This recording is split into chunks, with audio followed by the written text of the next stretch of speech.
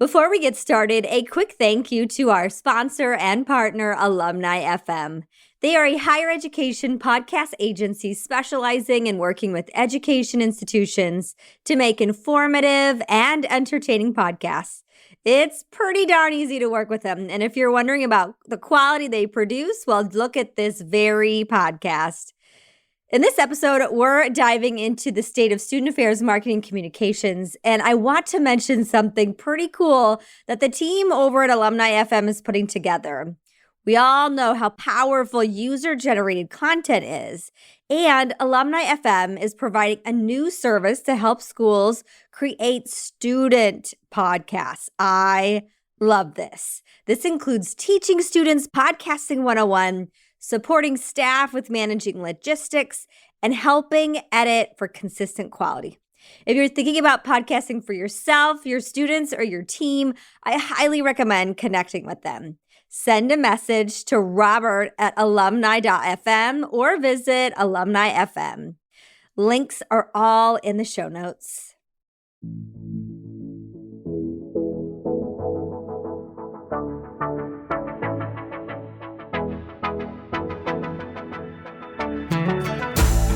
Hello and welcome to Josie and the podcast. I'm Josie and I'm so happy to have you here with me today. What does it mean to lead in the digital space with heart and humanity? On this podcast, I spend time answering this question with all kinds of goodies like heart, soul, and lots of substance. My goal is to share conversations that encourage you, empower you, and also a little bit of entertainment for you to rethink your digital strategy for yourself and the organizations you support. Y'all, today I'm digging into my most recent research on marketing communications in student affairs, from patterns in centralization, resources, staffing, and the critical role of senior student affairs officers in the success of those marketing strategies, both short-term and long-term sustainability. At the end, I'm also going to dig into my thoughts on the partnership, or sometimes lack thereof, between student affairs and divisions or offices that are primarily tasked with marketing communications. Maybe this is university relations, marketing communications, many different titles that we see. I might be biased coming from student affairs, but I see so much potential from student engagement, retention, and recruitment. But unfortunately, I hear from both sides a tension and a frustration. And I wonder if maybe we're not speaking the same language. So at the end of this episode, I'm offering a few icebreakers, as we do in student affairs, to get us working better together in 2023. Before I dig into any of that, let me give you a little status update, as these shorty episodes are also meant to give a little insight there. I want to give another Happy New Year into 2023. Here we go, ready or not. And wish a very special guy in my life, Lloyd, a very happy birthday. The day this episode comes out on January 18th is his birthday.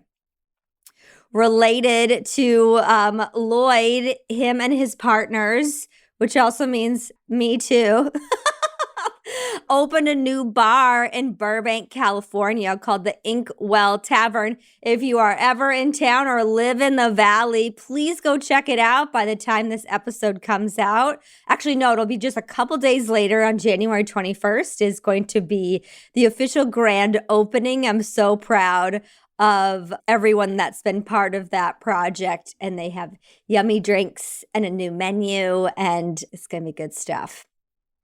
Talking about a new year, the podcast has a new Instagram. So come find us at Josie and the podcast. We're going to be sharing when episodes drop, highlights from episodes, resources so you can quickly grab and go, and, just all the goodness that Instagram can provide.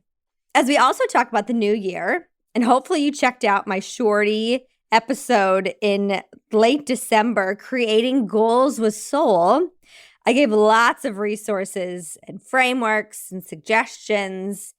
One of them, Year Compass, has you think about your word for the year.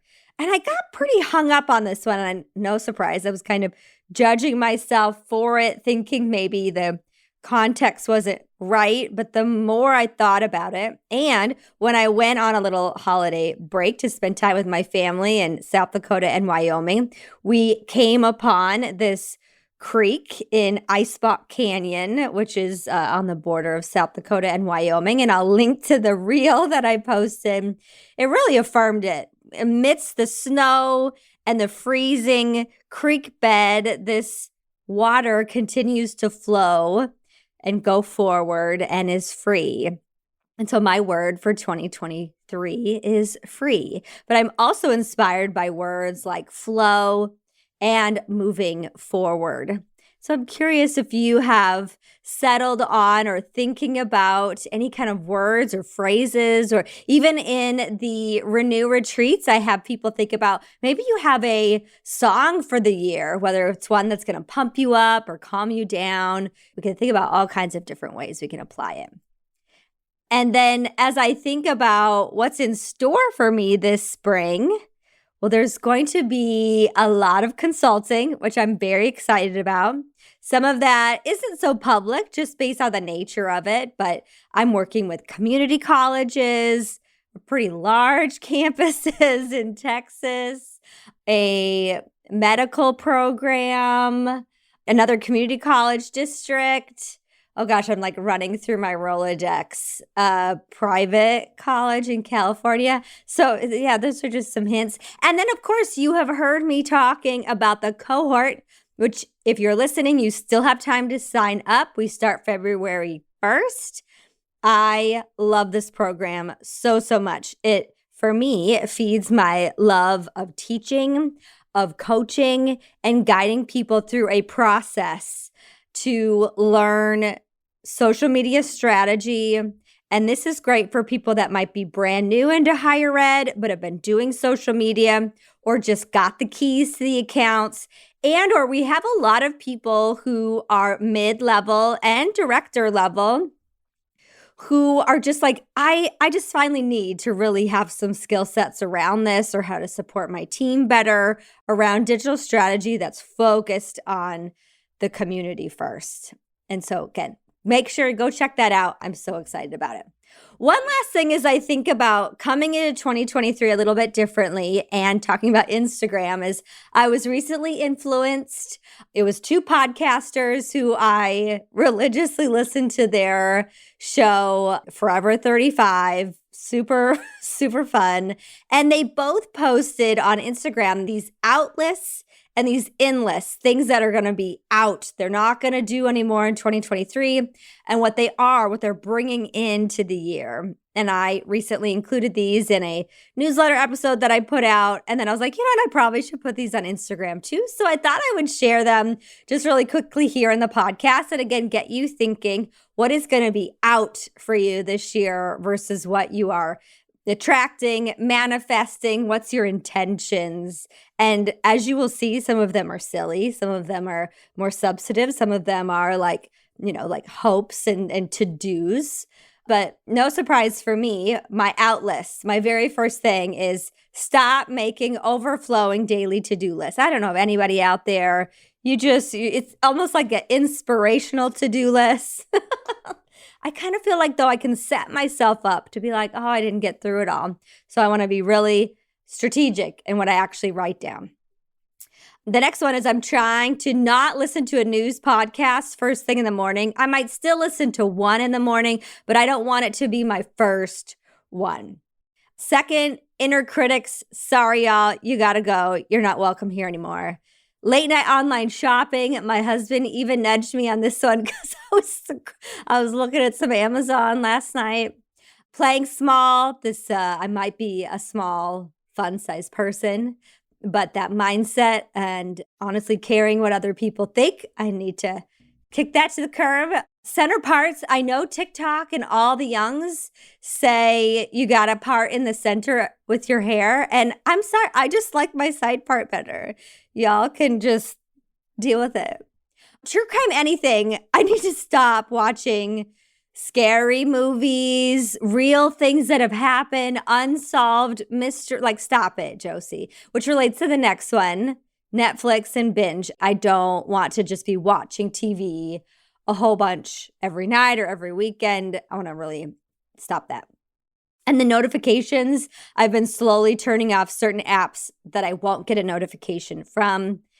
This probably explains me listening so much to Forever 35, which is about how we take care of ourselves, but also a lot about skincare. And I'm trying to not invest in so much expensive skincare in 2023. Okay, but so in for things I want to do this year. Walk, jog. I have been starting to run and jog more. I actually cut out running for a long time because it hurt my knees so much, and I just love my Peloton. But with my arm injury that I've had this last 4 or 5 months, I have been taking up running a bit more, but even, like that in moderation. So walk, jog. The second one is meditation teacher training, and I'm honestly a little terrified to do this. I'm worried I'm not going to complete it, but I've been integrating so much of this work in my personal life as well as work, and so I would really love to gain more skill sets in it. The next one is girls' trips, and specifically, I am a couple friends I'm really nudging to do kind of like a retreat center, or maybe it's related to meditation or yoga, and so hopefully that comes to pass. Lexapro is on the list. Look it up, but it relates to the very first episode I put out. Hey, higher ed, are you okay? Ways of taking care of my mental health. Also taking care of my mental health. The next one is steamy romance books. I am not ashamed to say it. I actually just yesterday, I blew through a book. Love in Other Words. It wasn't super steamy, but it was an easy read and very fun. Handwritten letters is on the list for 23. Fancy candles. One person, when I posted this, already reached out to ask which ones. I'm currently burning Hotel Lobby Candle, the holiday edition, which I don't think this sale will still be going on, but they were on sale right now if you want to grab them. Water in all forms, whether if it's that drinking, getting around water, rivers, ocean, lakes, all of the sorts. I also got to get more veggies in my life. And then finally, Ember mug. I got this as a Christmas gift from my husband, and I am in freaking love. These are not cheap mugs, and I'm terrified I'm going to drop it and break it, but it basically keeps your warm beverage warm for like a wild amount of time, but the perfect temperature. It's like the Santa Claus movie where they keep the hot chocolate warm somehow magically, like the perfect temperature, the perfect taste. This thing it's my Santa Claus gift. Okay, so back onto today's topic. What you came for is about student affairs and marketing communications. So real quickly, my background in student affairs and specifically marketing communications came in very early as I moved through my early days as a new, rambunctious, and energetic new professional. Social media was entering the scene without any toolkits or YouTube videos or blog posts on what the heck to expect. And even today, I found myself quite open, interested, and exploring these tools for myself, but also how I could integrate them into my work. I have never received formal training, as in my undergraduate, my master's, a certification in marketing or communications. I have cut my teeth on my own time and experience. And honestly, with tools like social, you kind of just got to get in there and to experiment and see for yourself. But what my perspective has always been, even today, is, for example, in higher ed, it needs to be student-centered. In any other industry, it would be audience-centered, whoever your people really are, in order to build community. And what was the big outlier that I had was I wanted to give students the keys right away to all of our accounts. And this was within a department, within student activities. I had a programming board. So we were hustling to get students to events literally every single day. I built a street team where we were handing out flyers and did tape, like all the things you would normally do. And so when I saw tools like Facebook, Twitter, YouTube, and then Instagram come in, I just wanted to eat them up, train students the best I could, and coach and guide them along the way. And some of those accounts are still very, very much thriving today and set some really great practices. The last year that I was in that position at that institution, I created guidelines, best practices, and training for the Division of Student Affairs, and then I started my doc program. So fast forward today, which it's been 10 years this month that I left that full-time role. It's pretty wild. But last spring, 2022, I kicked off inaugural benchmark research on the state of student affairs, marketing, communications, because even today, things are scattered. They many times are unstructured and lack clarity. And so I wanted to at least start the process to better understand, and also for how are ways that I could support and create supplemental materials over time. So this survey went out to anywhere that I could post about it. Hopefully you saw it at some point. And it was clear, though, that I was only looking for people who had at least half of their position managing marketing communications within a division of student affairs, not just kind of one bullet point amongst many in a job. And in total, I had 25 institutions that participated. They range primarily four-year large residential and non-residential universities and some medium-sized residential and non-residential campuses. Unfortunately, there were gaps in participants of those 25 institutions.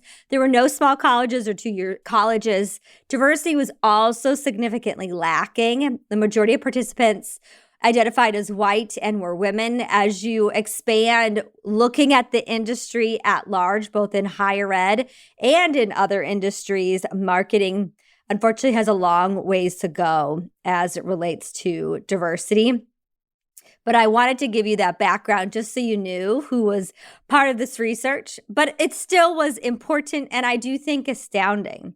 Those that participated, they had quite a bit of years of experience. Some had less than 2, but some had more than 16 years. There was also a pay gap. No surprise, specifically for those that, and I'll talk about in a little bit, that were director level.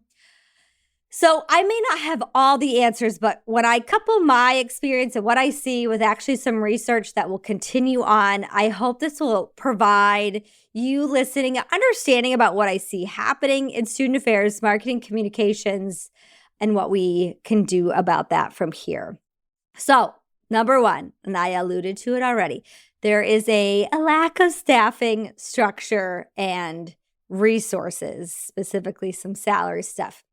So more than 90% respondents indicated they have no part-time staff. This is actually fairly common. In student affairs, we don't have a ton of just part-time. We use way more students. So there was 35% that said they don't have students, but all the others said they are getting by because of their students. And again, this is very common divisions of student affairs where we have students, whether if it's leaders, assistants, work study, interns, all the like, we couldn't get by without them. And I think in marketing communications, this is also really critical. Just make sure you actually are compensating them and you make sure that it is a developmental experience.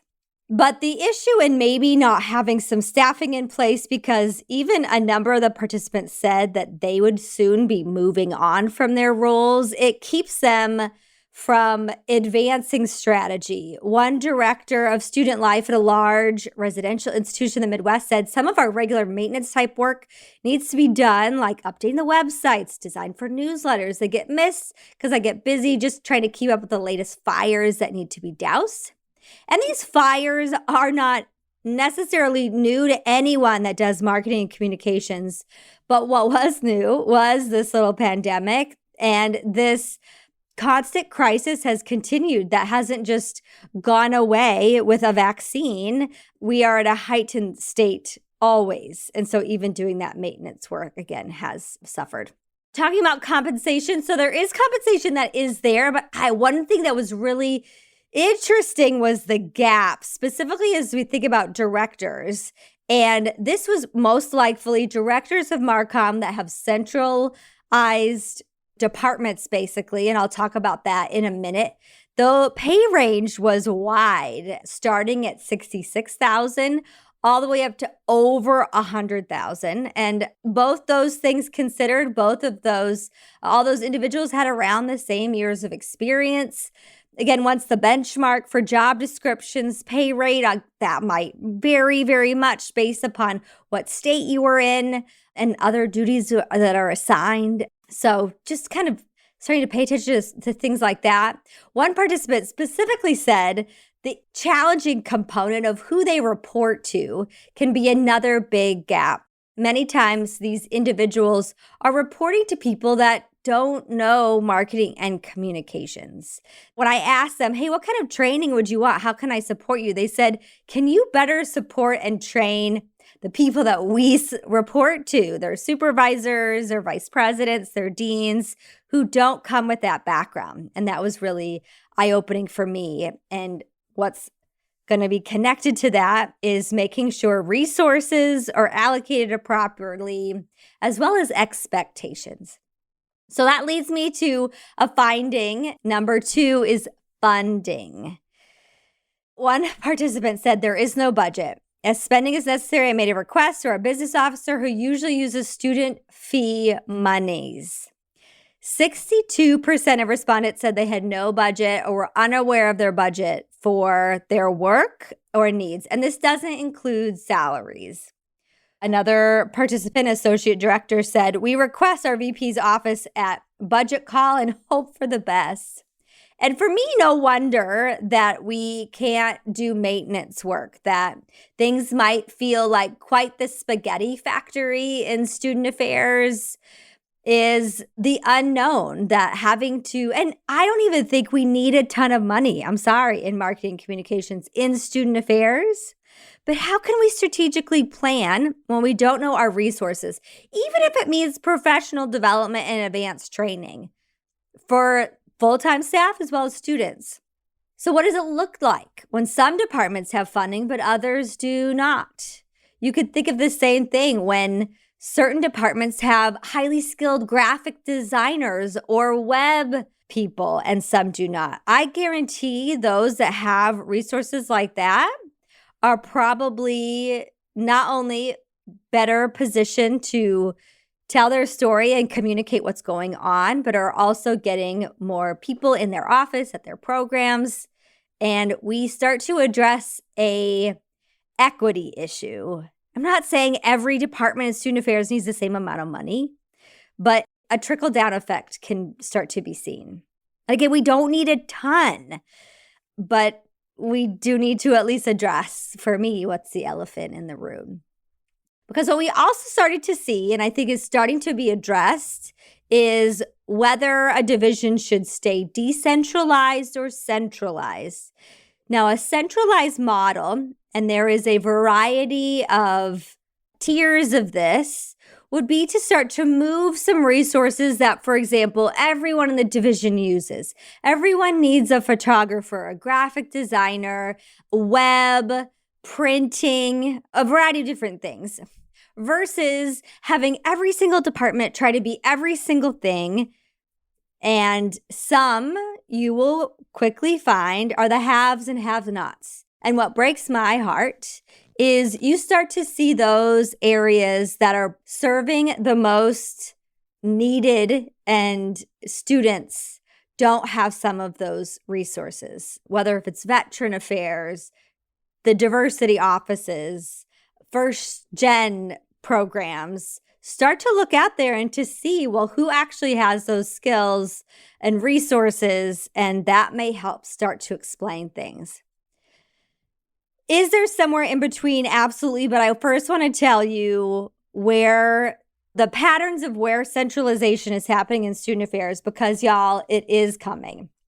So there were 13 campuses out of the 25 that already have a centralized model. Many of them, it took up to 2 years I want you to hear that 2 years as a long process when you do it strategically, and it can have a high payoff. You might wonder why it takes so long, but no surprise, sometimes this work can get political if you physically need to move offices, budgets, and just the overall change process. Build in the time for buy-in, but also for research. There's a variety of things that I work with divisions to do leading up to a process of any kind of movement, whether if that's going to be something large or, even improving decentralized, from market research, benchmarking, auditing, to understand what's happening first and getting that buy-in so colleagues can feel like they're part of that collaboration. I would also say this is where the role of the vice president, whoever the senior student affairs officer is, and or management team, they play a critical role in moving forward, whether you're going for a full-blown centralized model or something in between. One participant said, my VPSA championed centralization and made it clear it would happen. Then the conversation shifted to how we can make this happen smoothly. I wouldn't say that if it's you that are shepherding the centralization, you as in if you're not a vice president, that it won't happen. But the majority of respondents said that if it wasn't the vice president's idea, that they were very much the chief spokesperson and cheerleader, that this would be moving along smoothly. Josie the podcast is also sponsored by Campus Sonar, that offers unmatched insights and industry expertise to build client capabilities, helping you transform campus goals into reality. Partnerships support your team with community, learning, and networking, ensuring your campus stays focused on what matters, your audience and strategic vision. Campus Sonar recently hosted a webinar on audience-centric strategies to increase brand cohesion. Go visit Campus Sonar at campussonar.com to catch the recording and learn more from Dr. Liz Gross and Rebecca Stapley. So as we think about what does success look like in student affairs, marketing, communications, we also have to think about how our goals are the same or different than our main university or college marketing and communication departments. Where does it make sense streamlining things in student affairs? Where do we start to feel tension, and one could say even conflict with central marketing? And what gets centralized and what doesn't? And so I'll share in the show notes some things that got more specific in what got centralized and what didn't. It actually wasn't a lot of social media. We're talking more about crisis communication, newsletters, photo, video, physical resources, again, like a camera, editing software, websites. This list was pretty extensive, but it's also strategy. One respondent said it's turning down the volume of messages to better allow for priority messaging to come through. Another said centralizing has helped reduce waste in resources and staff deliverables. Because from my perspective, student affairs, we try to do a lot. Our heart is in the right place. But sometimes we actually might overproduce, and that production might be less quality than necessary, both in the amount of social media, emails, surveys, programs. But again, our heart is in the right place. If we could actually get to the same page, in the same place, and let down a little bit of what I'll talk about in a little bit is our egos, talk critically about funding, what's really important is where we can start to think about what does our division as a whole really need to be successful. And again, I am not advocating for we need to wipe out all social media accounts throughout student affairs and only have these centralized ones. Some of my favorite accounts are in department accounts. I've seen campus police Instagrams that just like light me up. Campus Rec has a lot to teach us about doing video and some great TikTok stuff. I see, even in academic affairs, some vibrant Twitter accounts that are highlighting faculty, scholarship, and resources. And so it is not an all or nothing. Absolutely not. As I start to think about student affairs and marketing, again, you cannot not equate what's happening in the larger scheme of things throughout the university. And so, as I promised, I want to talk about collaboration and communication between these two areas and 3 tensions that I want us to address and release in 2023. This would be, you could say, my wish list, my ins and out lists for this as a collective. Because we have to address this tension. And it doesn't happen at every single campus, but I've heard it enough from both sides of the room, whether if it's at a student affairs specific gathering or a client I have, or a marketing communications conference or colleagues I'm connected with on that side. I also know those humans on both sides care deeply about the work, the students, and the campus as a whole. And I'm not just talking to those right now who are doing the daily grind of MarComm, marketing communications, but executives need to hear this too, because sometimes we are influenced by the leaders. We get reinforced, maybe messages we hear about different divisions, and that can further stick our heels in the sand. So number 1, we need to address a skills gap. I'll first talk to student affairs. You need strategy, not just more accounts. You need advanced skills, not just another student affairs conference. Don't give MarComm to an undergrad, a grad student, or even a new professional who enjoys writing, social media, graphic design, and expect them to represent the brand of the campus or know how to build strategy or evaluate it. They can be coached and they can definitely be part of the advising process. But in student affairs, we have to get better at telling our story, not just on the screen with output, but in the data afterwards. All those learning outcomes, assessment, and scholarship you do in programs, you gotta do for your marketing methods too. And no surprise, this is why I created the digital community building cohort. Don't hope that your next national or annual conference in student affairs is going to give you a robust toolkit to effectively and efficiently manage social media. I'm sorry, it's just not. I've gone to enough of these conferences and it's usually me that are doing the sessions. You might see a cool session on TikTok or maybe like one that I'm doing about centralizing marketing and student affairs. But what you really need is hard skill sets and support. And it's going to take more than a session or conference to do it. So go check out the program, learn more. Registration closes the end of January. Okay, marketing communications, I've got a message for you too. This isn't about who has more education or not. Chances are high you have had advanced training in things like web, design, social strategy, probably the list goes on and on. But I do doubt that you've had the opportunity to learn about student development theories, human development, adult development, social justice frameworks. Y'all, these are like the requirement for anyone that went through a master's program in student affairs. I could recite from memory Chickering vectors and many others. But not just memorizing, that's not necessary. I think there's a huge gap in opportunity if marketing professionals knew more from a developmental angle what teens and young adults are going through mentally, physically, and psychosocially.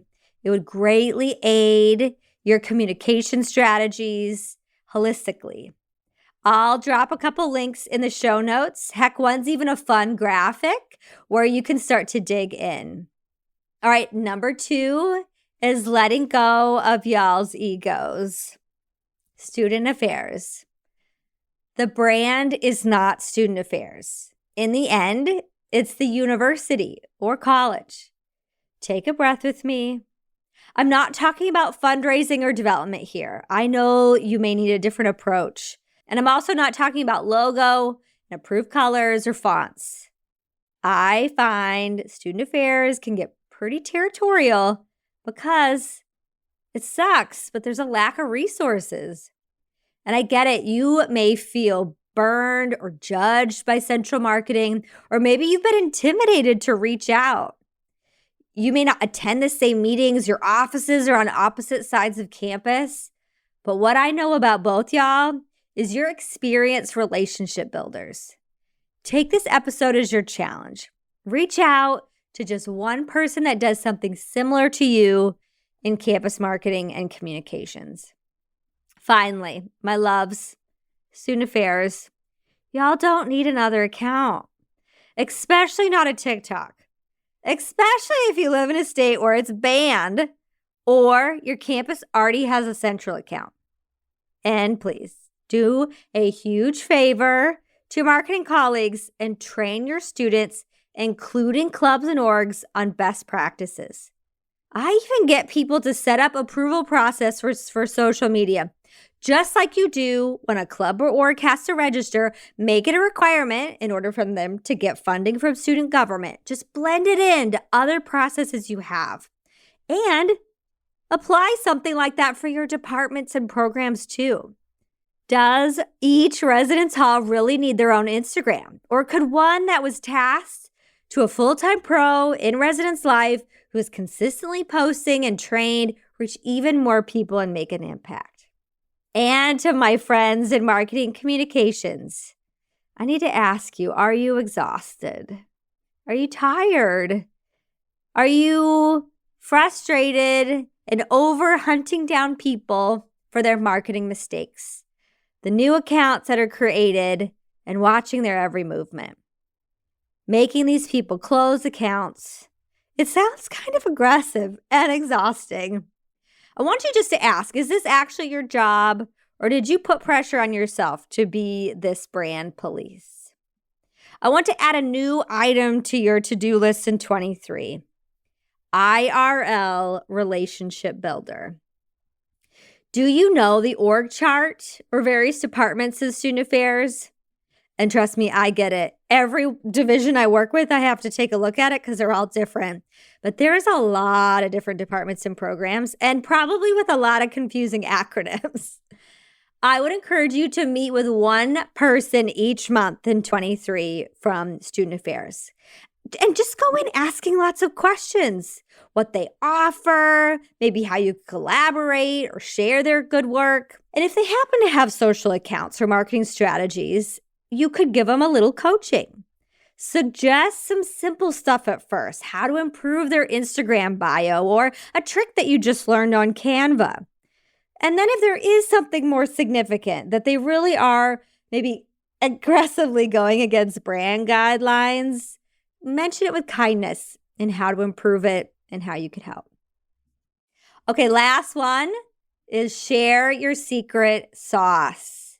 Student affairs, you know students intimately, maybe more than you want to. You were there in the middle of the night in an emergency, a late night event. You've seen a student from the day that they came to orientation until they walked across that stage. You have the in-person pulse at scale. And there is actually a gap for marketing communications at the centralized level. They may not be at all events, meetings, or have student engagement advanced training like you have. How can you embrace and educate your colleagues on this to help them improve their communication strategies in real time?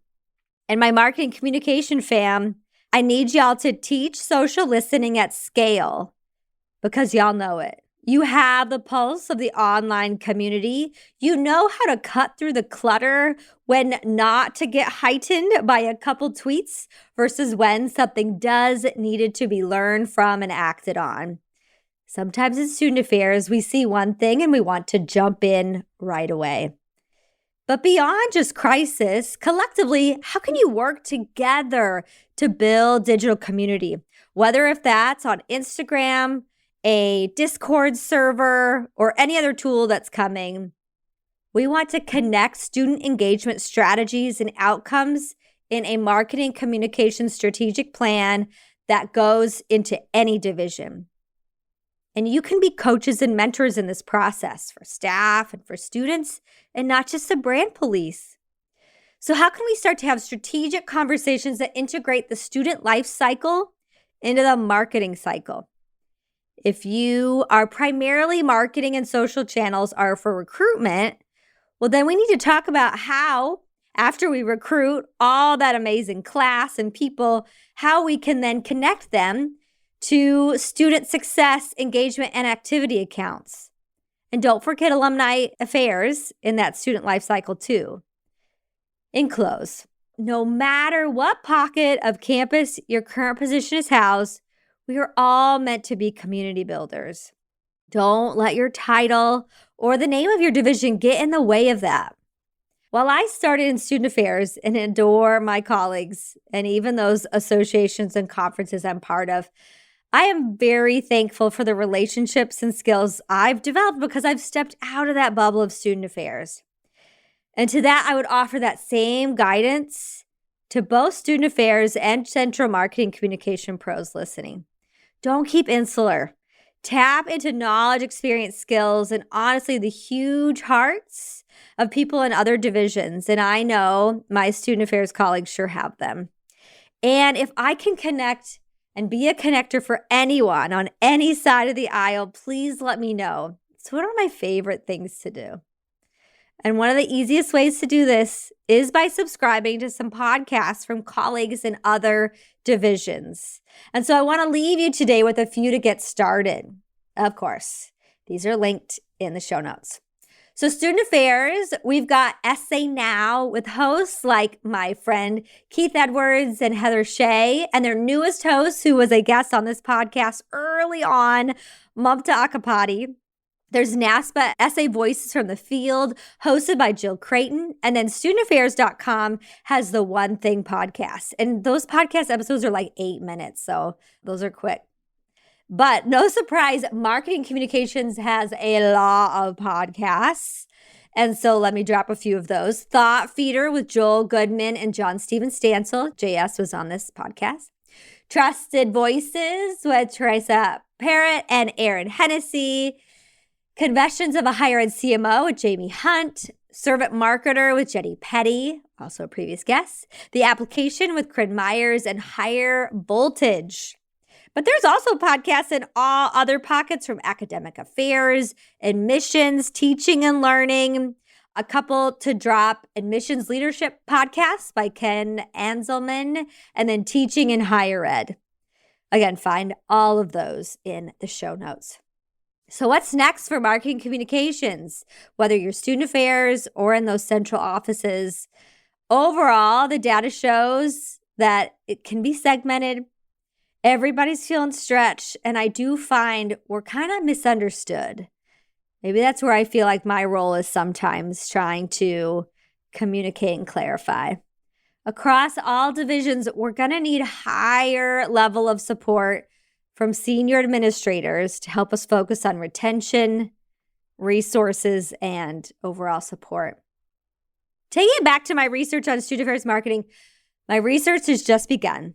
Next, I'm going to be creating a benchmark rubric, creating a job description database and toolkit for centralizing in student affairs. And I'm hoping to make this an annual benchmark.